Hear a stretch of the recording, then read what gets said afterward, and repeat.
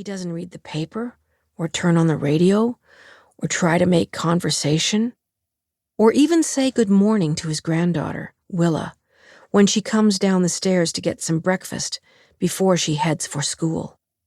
That useless granddaughter, another creature he's got to feed, and about whom his feelings are not what they should be.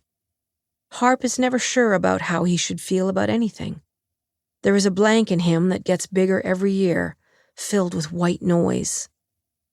When he grunts and points his bony finger at the brown-stained mug in front of him, his wife waddles over and refills it with scorching hot coffee, then sets a plate of toast slathered in homemade strawberry jam in front of Willa, who nods in thanks, then chews without looking up.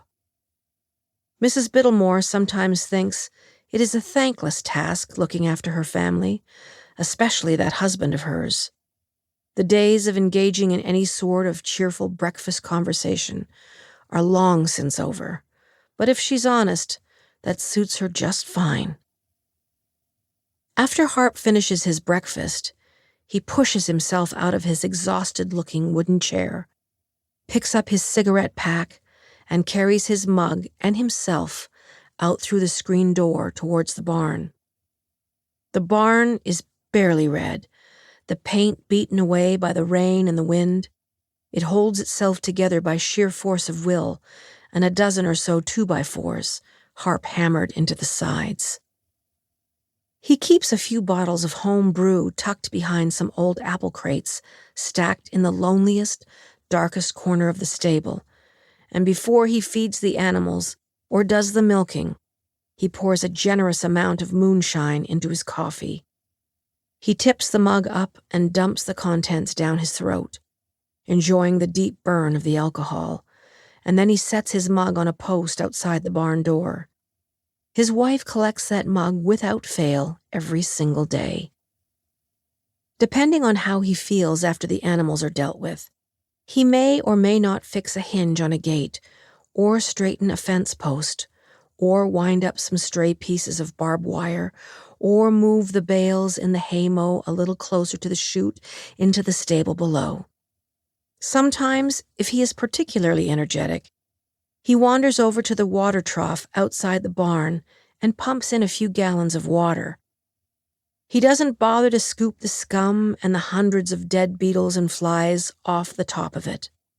Why would he when the cows have learned to push all the crap aside and suck the somewhat decent water up ever so slowly through their teeth?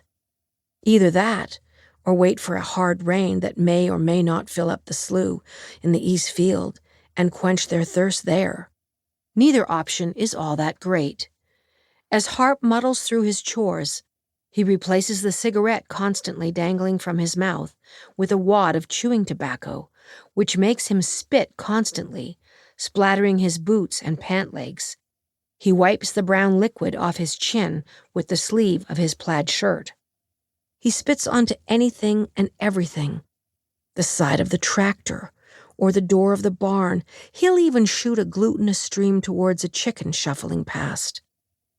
If he is lucky enough to hit one, he'll let out a hoot and slap his knee. There is joy to be found in the misfortune of others, a dark, quivering joy. If Mrs. Bittlemore catches him spitting on her chickens, she cracks him on the head with her wooden spoon. Running that risk also gives Harp some kind of a pleasure-filled rush, though he's not sure why. On top of all the kinds of miserable bastard he is, Harp is cheap, though he convinces himself he's simply being frugal, a man who knows how to stretch a dollar.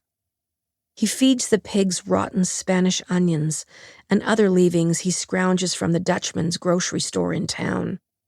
Whatever Dutch he throws out back every Wednesday, Harp collects in his truck.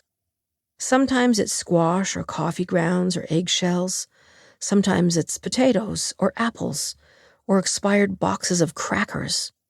Sometimes it's old bread or donuts or rancid yogurt or moldy strawberries.